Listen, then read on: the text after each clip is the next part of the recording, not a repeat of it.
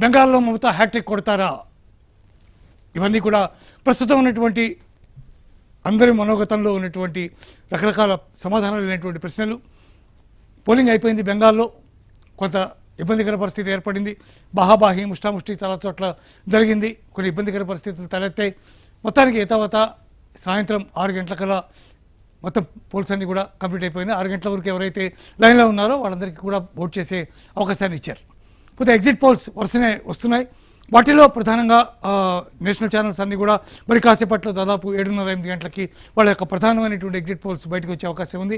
పోతే కొన్ని సంస్థలు రాజకీయ సర్వే చేసేటటువంటి సంస్థలు కొన్ని ఎగ్జిట్ పోల్స్ ఆల్రెడీ రిలీజ్ చేసినాయి. వాటిలో మనం ప్రధానంగా Chanakya strategies political survey and operations వాళ్ళకి సంబంధించినటువంటి ఎగ్జిట్ పోల్స్ మనం తీసుకున్నాం. దాంట్లో చూస్తే మొట్టమొదటిసారిగా తమిళనాడు అసెంబ్లీ ఎలక్షన్స్ 2026 దాన్ని మొట్టమొదట చాణక్య వాళ్ళు తీసుకున్నారు. దాంట్లో చూస్తే ఎక్స్పెక్టెడ్ సీట్స్ ప్రొజెక్షన్ అనేది మనకు కనిపిస్తుంది. ఇక్కడ serial number alliance party expected seats. Serial number 1 ప్రస్తుతం అధికారంలో ఉన్నటువంటి డిఎంకే పార్టీ, దాని అలయన్సెస్ ఎక్స్పెక్టెడ్ సీట్స్ ఎన్ని సీట్స్ వస్తాయంటే 145 నుంచి 160 సీట్స్, 145 నుంచి 160 సీట్లు వచ్చేటువంటి అవకాశం ఉందనేది చాణక్య వాళ్ళ యొక్క ప్రిడిక్షన్. ఇకపోతే భారతీయ జనతా పార్టీతో జత కట్టి ఏఐడిఎంకే మళ్ళీ చాలా గట్టిగా పోటీ పడ్డటువంటి పరిస్థితి తమిళనాడు ఎలక్షన్స్లో ఈసారి మనకు కనిపిస్తోంది. వాళ్ళకి కనుక చాణక్య స్ట్రాటజీస్ ప్రకారం 50 నుంచి 65 సీట్లు వాళ్ళకు వచ్చే అవకాశం ఉంది అని చెప్తున్నారు. ఇకపోతే పార్టీ పెట్టి ఇటీవలే అనేక ఆటుపోట్లు ఎదుర్కొని చాలా తీవ్రమైనటువంటి విమర్శలను కూడా ఎదుర్కొని వ్యక్తిగతమైనటువంటి సవాళ్ళను ఎదుర్కొన్నటువంటి టీవీకే పార్టీ, ముఖ్యంగా అధినేత విజయ్కి సంబంధించినటువంటి ఇష్యూస్ ప్రధానంగా చాలా ఇబ్బంది పెట్టినటువంటి పరిస్థితి ఉంది. వాళ్ళు మొట్టమొదటిసారిగా ఎలక్షన్స్లో పోటీ చేస్తున్నారు. వాళ్ళకి 13 నుంచి 18 స్థానాలు ఖచ్చితంగా వస్తాయనేది చాణక్య సర్వే వాళ్ళ యొక్క అంచనా. ఇక్కడ విజయ్కి సంబంధించినటువంటి ఇష్యూ కనుక మనం తీసుకుంటే విజయ్ వెంట మ్యాక్సిమం తమిళనాడుకు చెందినటువంటి యూత్ అంతా కూడా విజయ్ వెంట వెళ్ళారనేది ప్రధానమైనటువంటి సర్వేలో తెలుస్తున్నటువంటి అంశం. అటు బీజేపీలో ఉన్నటువంటి యూత్ కావచ్చు, లేదా ఏఐడిఎంకేలో ఉన్న యూత్ కావచ్చు, డిఎంకేలో ఉన్నటువంటి యూత్ కావచ్చు, యూత్ అందరూ కూడా మ్యాక్సిమం విజయ్ వెంటే ఉన్నారనేది ప్రధానంగా వస్తున్నటువంటి మాట. కాబట్టి ఆ యూత్ యొక్క బలంతోనే దాదాపు మొట్టమొదటిసారి 13 నుంచి 18 సీట్లు దాదాపు గెలుచుకునే అవకాశం ఉంది అనేది తెలుస్తుంది స్పష్టంగా. అందువల్ల అంటే ప్రస్తుతానికి ఓ బలమైనటువంటి ఫోర్స్ కాదు, కానీ వాళ్ళు భారతీయ జనతా పార్టీ ఏఐడిఎంకే కనుక వాళ్ళిద్దరి ఒక అలయన్స్ కనుక ఇంకా కొంచెం ఎక్కువ సీట్లు కనుక దాదాపు 75 నుంచి 95 ఆ లెవెల్లో కనుక సీట్లు కనుక వచ్చి ఉంటుంటే ఒకవేళ అప్పుడు విజయ్ చాలా కీలకమైనటువంటి వ్యక్తి అయి ఉండేవాడు. మొత్తం 234 సీట్స్ ఉన్నాయి దాంట్లోంచి. కాబట్టి ఆ ప్రధానమైనటువంటి ఈ అపోజిషన్లో ఏఐడిఎంకే అట్లాగే భారతీయ జనతా పార్టీ అలయన్స్ ఏదైతే ఉందో ఈ అలయన్స్ 50 నుంచి 65కే పరిమితం అవుతోంది వీళ్ళ లెక్క ప్రకారం. దానివల్ల విజయ్ సాధించినటువంటి సీట్లకి పెద్దగా ఇంపార్టెన్స్ అనేది లేకుండా పోయే పరిస్థితి కనిపిస్తోంది.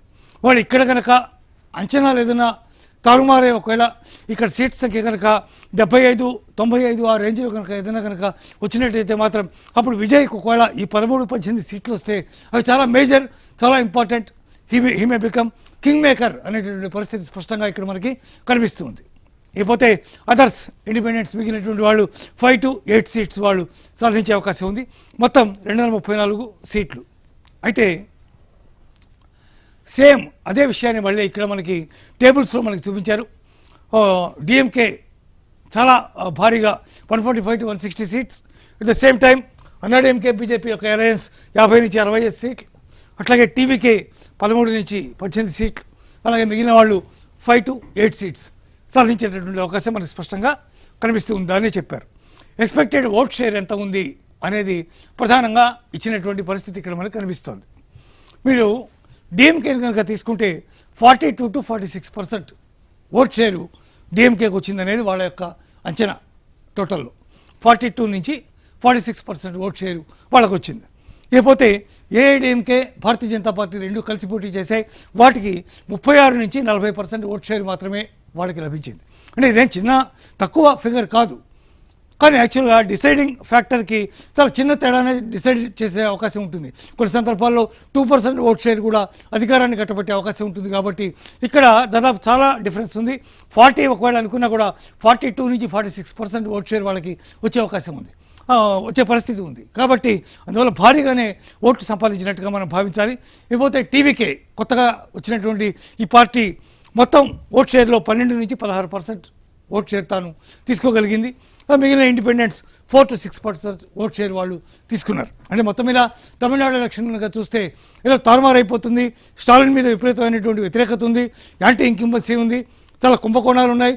ఇవన్నీ ఎన్ని మాట్లాడినప్పటికీ కూడా ఫలితం మనం చూసినట్టయితే భారతీయ జనతా పార్టీ మీద వ్యతిరేకత, అన్నాడీఎంకే మీద కొంత వ్యతిరేకత మనకు స్పష్టంగా కనిపిస్తుంది. వాళ్ళు ఇచ్చినటువంటి లెక్క ప్రకారం విజయ్ అనుకున్నట్టే అంత భారీ స్థాయిలో ఒకేసారి పార్టీ పెట్టగానే నందమూరి తారక రామారావు స్థాయిలో ఒకేసారి సీట్లు కొట్టే పరిస్థితి అయితే విజయ్కి లేకపోయింది. అందువల్ల కేవలం 12 నుంచి 16% ఓట్ షేర్ మాత్రమే వాళ్ళకి వచ్చింది. 18 వరకు మాత్రమే సీట్లు వచ్చే అవకాశం ఉన్నట్టు స్పష్టంగా మనకి కనబడుతూ ఉంది.